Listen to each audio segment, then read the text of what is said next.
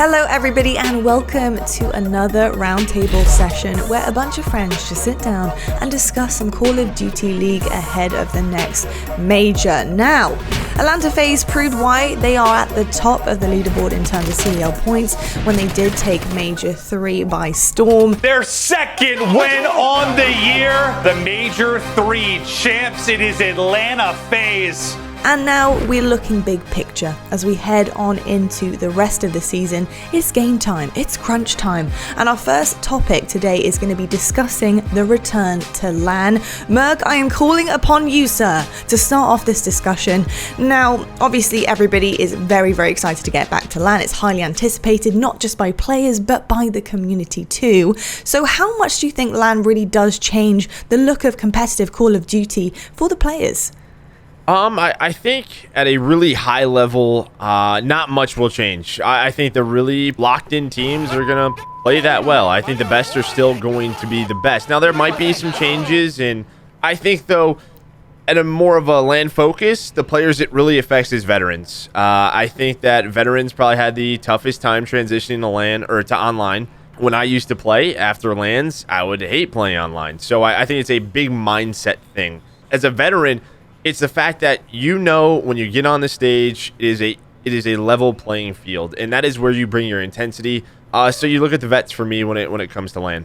I'm super excited about it because I think LAN just brings a different environment entirely. I think, just being with each other, the noise, the fact that you're in the same vicinity as everybody, you can touch people, you can fist bump. There's a certain vibe about it, and I think it brings that all back. And I think that's what competitive Call of Duty has been about for so long. What are you fellas excited about in terms of returning to LAN? I'm excited about the trash talk. For one, I think getting players in the same room together is going to be an amazing thing, just to know that your opponents across the stage or alongside the stage to you, and being able to get up and throw hands at them or just make a face or scream at the camera, fist bumps and chest bumps again. We're going to see so much that we've missed, so much. We get excited in the online broadcast when Clay gets up and bangs his desk or whatever, or Simp walks around his room and he's all happy. And I'm we're going to see that tenfold when everyone gets in a room together again. That's one of the things that I'm most excited about, by seeing them excited, it gets me excited, it gets me going, and I love that. Joe always said to me what he loved about LAN, when he smoked somebody and looked across the stage and made eye contact with that person, he knows he was gunning him again. He knew they were getting smoked. There was just this thing on LAN.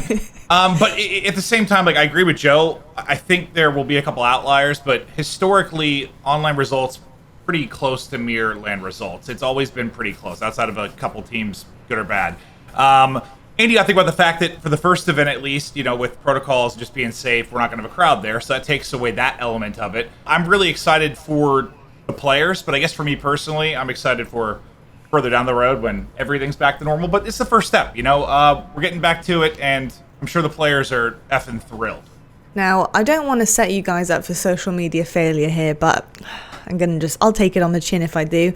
I've got to ask because, there's a lot going on social media. We see it all the time. Our COD community is huge on it and they love having their opinions. And one of those opinions that's come through the woodworks has been about OpTic, about them coming back to LAN and about a different team we're going to be seeing coming from LAN from them. But what do you make of that rumor about them being that much better on LAN? Is that something we can look forward to, or is that just kind of a little bit of a myth? I just don't think their problems are anything to do with online. If they were all playing in 4 different places and they were making those little mistakes and it was clearly calm stuff, I guess I could relate to that more, but they're basically as a team sort of on LAN in a way. They're all there together. So that negates some of those issues. I think to Joe's point earlier, that mental aspect of it, if you're a Scump or a Formal or any of these guys, you might play a little better because it's just, I don't know, you're just more positive. You've fried on LAN, you've won. There's that part of it, but I just don't think their current issues have anything to do with being online. I'm with you. I don't think it's going to change much. Is it going to be more exciting to watch them play? Hell yeah. And maybe they will pop off more. Maybe that, I think the most iconic clip of the CDL from last year was when T2P got up and they were screaming at Empire across the stage. That in my mind is OpTic on LAN. That's what we're going to get, hopefully. So that's the shining grace, and that's the kind of gold star that the fans are looking for, I think. But I don't know if it's really going to be that different. It's going to be fun, but is it going to be that different? Not really. All the fan bases that aren't winning, I think, are pushing that once we get back to LAN, our team's going to be better, which cool. I'm all for it, and I think that they should be a better team on LAN, just due to you have world champions on your team, a different mindset. They know what they're going to need to do. However, I look at the last 2 games that OpTic was on LAN. What, World War II and Black Ops 4? I mean, MW early on, great, but they didn't play Atlanta FaZe, you know, at London that they won. Then you look at Black Ops 4 and World War II, and Black Ops 4, they won 1 event. They were a top 4 team for most of the year, but that's all they won. World War II, a ton of team issues. I think they will compete for top 3 for top 4. Should they get better? I would say, yeah, but are they going to be the best? I'm not sure. On this topic, miniature topic, I'm very curious to know what you guys think of our rookies. We kind of saw a mini little rookie meta coming in through the season. How are our rookies going to do on LAN? Because some of our rookies really only know online, to be perfectly honest. They really only know what online feels like. What's that pressure going to do to them when they get to LAN, when we start having crowds back again? Are we looking at maybe some crumbles happening here, or do you think they're going to be okay? But in my experience, outside of a couple of players, if you have been very good online as a young player, eventually you're very good on LAN. Is there maybe a shaky first event or 2? That's happened for sure. So with the upcoming LAN, is that worth the conversation? Yeah, I think so. But in the longevity of their career in the league, nah, I have zero concerns about good players online being good on LAN. I think the best example we have that, Clint, was like the first time we saw Cellium on LAN. Like online, he was incredible. And he was like the next big thing. Come to LAN, it was a choke. Like he was nowhere near as dominant as he was. Well, that was one series though. That was just it was once. That's what it was. But we were all like, it's that guy. It's the guy from online. But like straight after that, like now he's one of the best players in the world. Like again, it's that thing is if you can play to that ability, you just once you get comfortable in that environment, you're all good. I think it's a saving grace for some of the squads that start in the winners bracket that you kind of have a bit of cushion to make those mistakes, get the nerves out. Well, Joe, without a crowd, is it even that big of a deal? Yeah, no, I think it's more of the environment thing at times as well. I don't know the exact setup, but, you know, white noise earbuds, it's a different audio setup, different. I mean, you know, you got to go to different places. It's difficult to adjust. And I think, yeah, without a crowd, there's still some pressure. And, again, the reason that we have a lot of rookies is kind of that mindset thing that I was talking about. They're just going to come in and work hard, where the veterans are like, they make excuse after excuse. Like, they're getting their Twitter fingers ready. That's really what we're going to see at this next major, is all the vets that were replaced. They cannot wait to tweet. But, yeah, I mean, again, I think there will maybe some rookies that may underperform, but it's worked out pretty well for a lot of those young guns coming in. I know that if it was me, regardless of a crowd being there or not, I know I'd be nervous because I think wanting to show up, you're a little bit more exposed. There's cameras all over the place. It's a different environment entirely. But hopefully that will actually help to feed some of our players, some of our rookies coming in because, hey, look, they might have a little bit more adrenaline. That could be a good thing for them.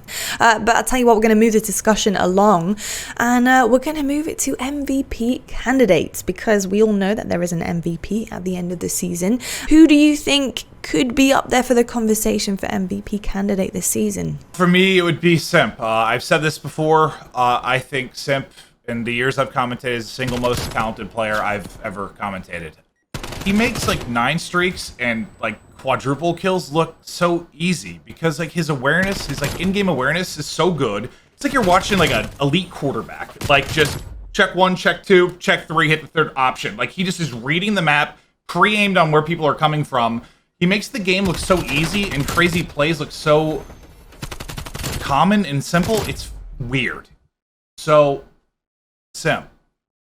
Well, it's someone from that roster. I don't really think... I think it's a reach if you go anywhere else. I think like some people have had some great years. I'd go Simp, aBeZy. I mean, honestly, any 4. I really wouldn't be mad. Arcitys has turned things around since the Major 2. He's a big reason why they won Major 3. Cellium probably has the best flex stats in the game. We've talked about search being so important throughout the entire year and really sort of changing the narrative of how we look at dominant teams, Toronto and Atlanta FaZe, the way they've won the majors, and who's leading search and destroy for Atlanta FaZe. It's aBeZy. So, like, make an argument for one of those 4. I'm cool with it. I don't have an issue. I just don't think it's anybody else. I think for me, it's still Arcitys. Like I'm a big fan of like a comeback story, and he didn't have a great, stage 2, and that stage 3 was incredible. And I think right now he's in some of the finest form he's ever been in. So I think he's going to be my MVP. But dude, you're right. It's anyone on that roster at any time. He is such a phenomenal AR player, but not only that, he fits into that team so perfectly. He knows the boys so well. He fits in with them so well. The IGL coming through from, and he knows also when to literally say to them, "Just fly, boys, go for it, have fun. Let's just do what you do best." And I think that is it's a great balance that he has on the team. But honestly, I couldn't choose. With the MVP candidate discussion though, moving away from Atlanta FaZe, is there anybody you would put into that discussion from another team? I'm curious to know who right now could potentially get up to that kind of level. You could maybe throw Dashy in there, but like with his stats, but Dashy outside, like Chicago doesn't have the best placings. NYSL has 2 top 3s. Toronto Ultra has a major win. I think that's the 2 teams you probably look at outside of Atlanta FaZe. Yeah. As a rookie, as a rookie year as well. That's great from Insight as well. I mean, he turned their year around. If I was picking somebody outside of FaZe, I might say Cammy, just for the solid fact of like we knew FaZe would be what they are, or most people did.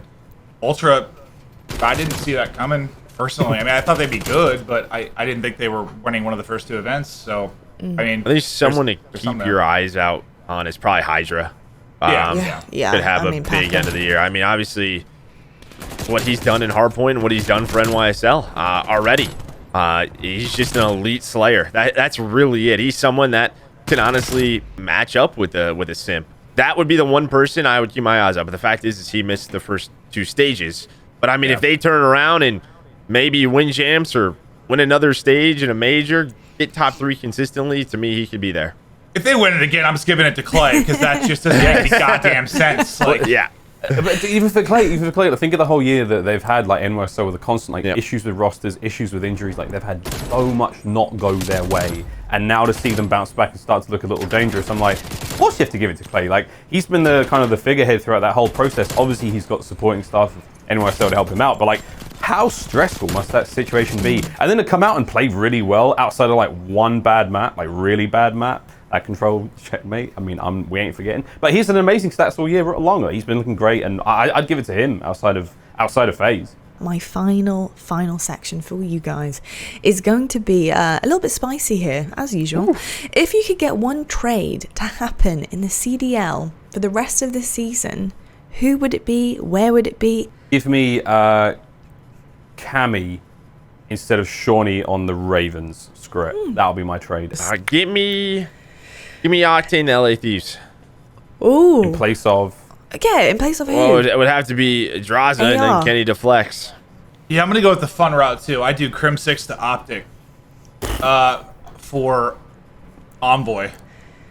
And then Dashy also gets dropped and Karma comes back. Then Dynasty's back, right? Yeah.